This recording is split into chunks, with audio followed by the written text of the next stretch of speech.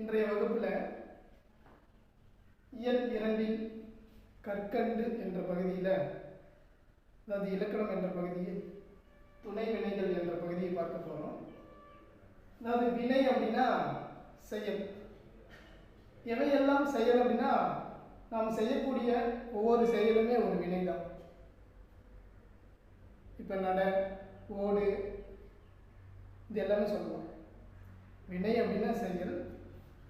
நாம் செய்யக்கூடிய ஒவ்வொரு செயலுமே வினை தான். சரிங்களா? அந்த வகையில் முதலாவதாக என்ன கொடுத்துருக்கு அப்படின்னா வினை வகைகள். சரிங்களா? கவனிங்க, வினை வகைகள் அப்படின்னு கொடுத்துருக்கு இல்லையா? அதில் பார்த்தீங்க அப்படின்னா வினைச்சொற்களை அவற்றின் அமைப்பு, பொருள், சொற்றொடரில் அவை தொழிற்படும் விதம் முதலான அடிப்படைகளில் பல வகையாக பாகுபடுத்தலாம். சரிங்களா?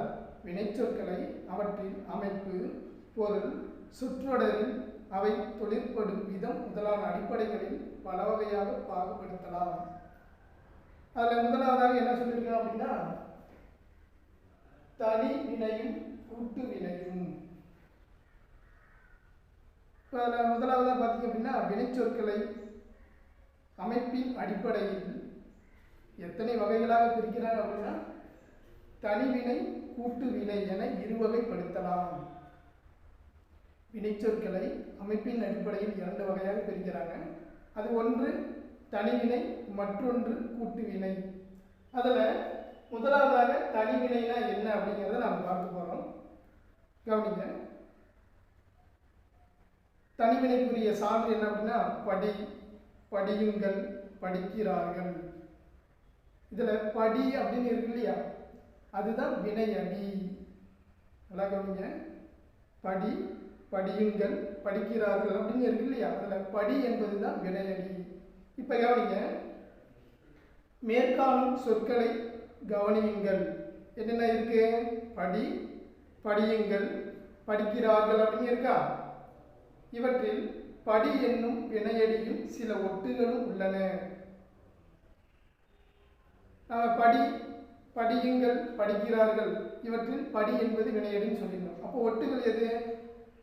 படியுங்கள், படி என்பதோடு சேர்த்திருக்கா, படியுங்கள், படிக்கிறார்கள், படி என்பதோடு சேர்த்திருக்கா, படிக்கிறார்கள், இதுதான் ஒட்டுகள். அப்போ இவற்றில் படி என்னும் வினையடியும் சில ஒட்டுகளும் உள்ளன. அடுத்து பாருங்க, படி என்னும் வினையடி பகாப்பதம் ஆகும். இது ஏன் சார் படி என்னும் வினையடி பகாப்பதம் அப்படின்னு சொல்றாங்க அப்படின்னா, படி என்ற சொல்லை வினையடியை பிரிக்க முடியாது, பிரித்தாலும் பொருள் தராது, அதனால அது பகாபதம். சரிங்களா? அதான் சொல்லியிருக்கிறாங்க. படி என்னும் வினையடி பகாபதம் ஆகும்.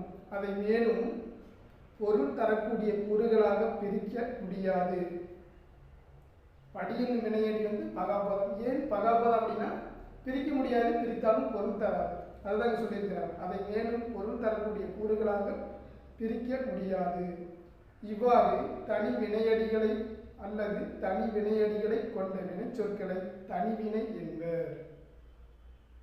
அதாவது இதில் என்ன அப்படின்னா தனிவினைனா என்ன, தனிவினைக்குரிய சான்றுனா என்ன, இதில் வினையடி அப்படிங்கிறது என்ன, இதில் ஒட்டுகள் என்ன, அதற்கடுத்து இந்த வினையடி பகாபதம் அப்படின்னு சொல்லியிருக்கிறாங்க.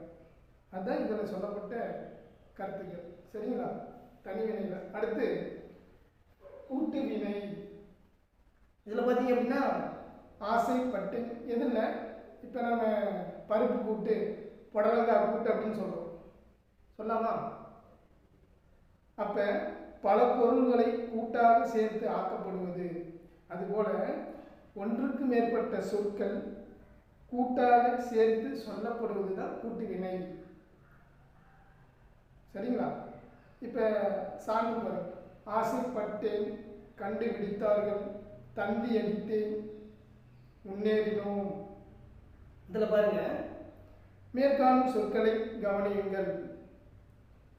ஆசைப்பட்டேன் என்பதை ஆசைப்படு அப்படின்னு கொடுத்துருக்கு, கண்டுபிடித்தார்கள் என்பதை கண்டுபிடின்னு கொடுத்துருக்கு, தந்தி அடித்தேன் என்பதில் தந்தி அடி அப்படின்னு கொடுத்துருக்கு, முன்னேறினோம் என்பதற்கு முன்னேறு என்பன அவற்றின் வினையடிகள். அவை பகுபதங்கள் ஆகும். தனிவினைகளை பார்த்தீங்க அப்படின்னா வினையடி பகாபதம். ஏன் பிரிக்க முடியாது, பிரித்தாலும் பொருள் தராது. ஆனால் கூட்டு வினையில் இருக்கக்கூடிய வினையடி பகுபதம். ஏன் பிரிக்க முடியும், பொருளும் தரும். இதுதான் இந்த இரண்டுக்கும் உள்ள வித்தியாசம், வேறுபாடு. சரிங்களா? அதான் சொல்லியிருக்காங்க. இவ்வாறு பகுபதமாக உள்ள வினையடிகளை கூட்டு வினையடிகள் என்பர். பகுபதமாக உள்ள வினையடிகளை கூட்டு வினையடிகள் என்பர். அப்போ பகாபதமாக உள்ள வினையடிகளை என்னன்னு சொல்லலாம், தனிவினைன்னு சொல்லலாம். அவ்வகையில் கூட்டு வினையடிகளை கொண்ட வினைச்சொற்களை கூட்டு வினை என்பர். இப்போ தனிவினை எப்படி, கூட்டு வினை எப்படி, இது இரண்டுக்குள்ள வித்தியாசம் தெரியுதுங்களா? அடுத்து பாருங்க.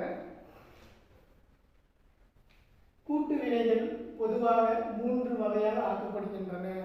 அதான் கொடுத்திருக்கிறாங்க. கூட்டு வினைகள் பொதுவாக 3 வகையாக ஆக்கப்படுகின்றன. அது முதலாவதா என்ன அப்படின்னா, பெயர் கூட்டல் வினை வினை என்றும், அதற்கடுத்து வினை கூட்டல் வினை வினை என்றும், அதற்கடுத்து இடை கூட்டல் வினை வினை என்றும் கொடுத்திருக்கு. சரிங்களா?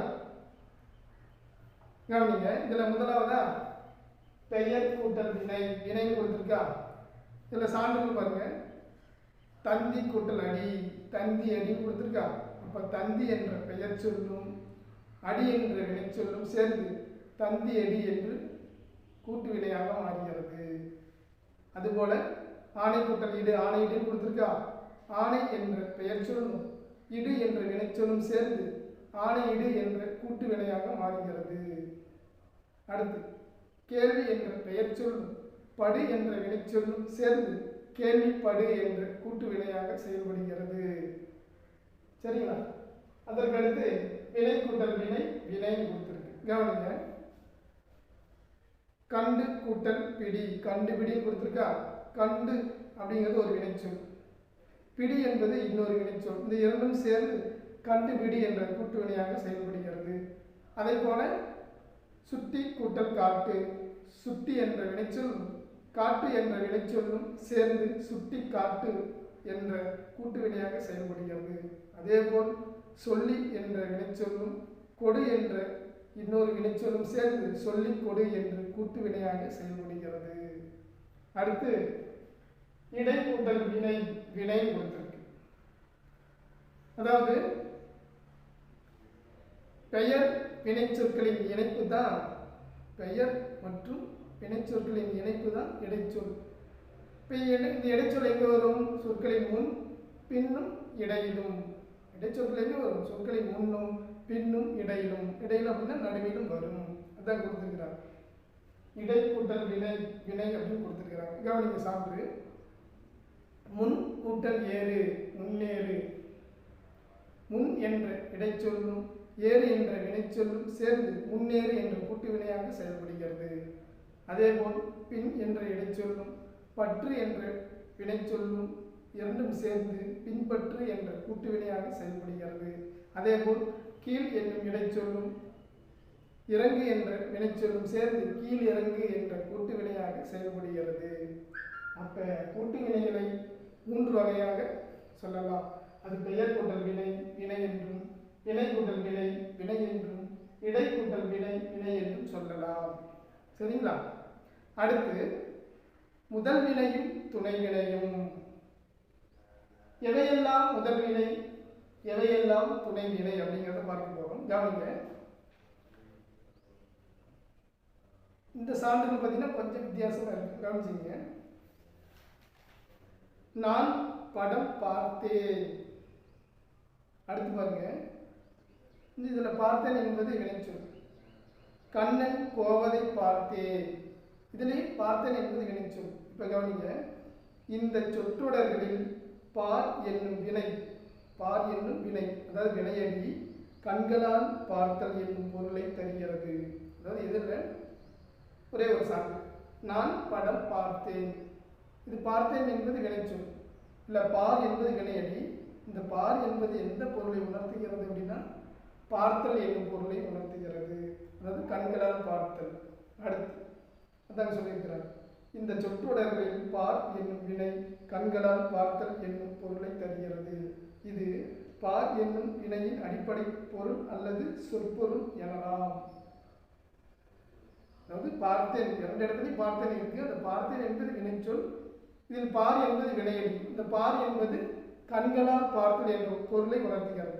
இதனால இது முதல் வினைன்னு சொல்ல வர்றாங்க. அடுத்து பாருங்க, இதுலயே ஓட பார்த்தேன், எழுதி பார்த்தால், நல்லா கவனிங்க, ஓட பார்த்தேன், எழுதி பார்த்தால், இந்த சொற்றொடர்களில் ஓடப்பார், ஓட பார்த்தேன் என்பதை ஓடப்பார் அப்படின்னு சொல்லலாம். எழுதி பார்த்தால் என்பதை எழுதிப்பார் என்பது கூட்டு வினைகள் ஆகும். நம்ம கூட்டு வினைகளை ஏற்கனவே சொல்லியிருந்தோம், கூட்டாக சேர்த்து பொருள் தருவது அப்படின்னு சொல்லியிருந்தோம் இல்லையா? அப்ப இவற்றில் இரண்டு உறுப்புகள் உள்ளன.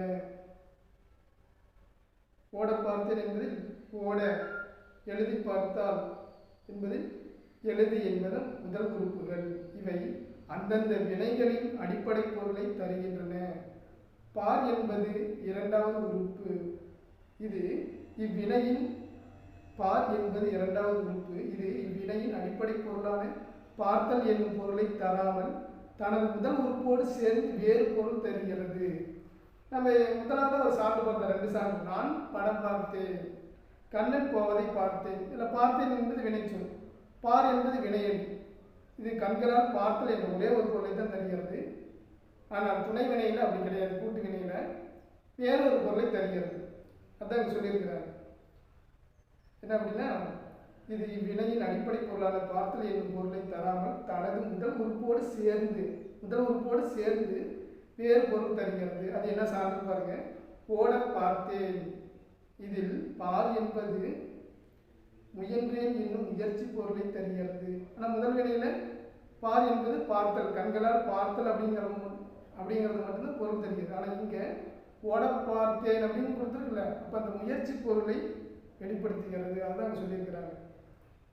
கவனிங்க, ஓட பார்த்தேன், இதில் பார் என்பது முயன்றேன் என்னும் முயற்சி பொருளை தருகிறது. அதேபோல் எழுதி பார்த்தால், இதில் பார் என்பது பார்த்தல் என்னும் பொருளை தராமல் எழுதிப்பார். அப்ப அதான் கொடுத்துருக்கிறாங்க, சோதித்து அறிதல். அதான் சொல்லியிருக்காங்க. இதில் பார் என்பது பார்த்தல் என்னும் பொருளை தரவில்லை, சோதித்து அறிதல் என்னும் பொருளை தருகிறது.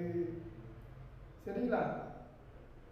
அப்போ முதல் வினைக்கும் இந்த வினைக்கும் துணை வினைக்கும் சான்று வெவ்வேறு, பொருள் வெவ்வேறு தருகிறது. முதல் வினையில பார்த்தீங்க அப்படின்னா ஒரே ஒரு வினையடி மட்டும்தான் இருக்கு. பார் அப்படின்னா அது பார்த்தல் என்னும் பொருளை மட்டும்தான் தரும், கண்களால் பார்த்தல். ஆனால் இங்கே அந்த உறுப்போடு சேர்ந்து இன்னொரு பொருளை தரும். அதுதான் துணை வினை. இப்போ நம்ம ஓடப்பார், பார் என்பது பார்த்தல் என்னும் பொருளை தராமல் என்ன சொல்கிறாங்க, முயற்சி பொருளை தருகிறது. முயன்றேன் என்னும் முயற்சி பொருளை. அதேபோல் எழுதி பார்த்தால் பார் என்னும் பொருளை தராமல் எழுதிப்பார், சோதித்து அறிதல் என்னும் பொருளை தருகிறது. அதனால இது துணை வினை அப்படின்னு சொல்றாங்க. சரிங்களா? அடுத்து பாருங்க, ஒரு கூட்டு வினையின் முதல் உறுப்பாக வந்து தன் அடிப்படை பொருளை தரும் வினை முதல் வினை.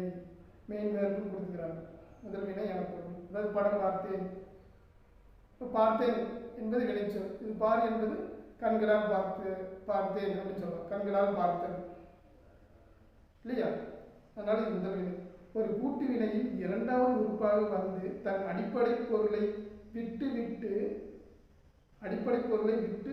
முதல் வினைக்கு துணையாக, இந்த இடத்துல நல்லா கவனிக்கணும், முதல் வினைக்கு துணையாக வேறு இலக்கண பொருளை தரும் வினை துணை வினை எனப்படும்.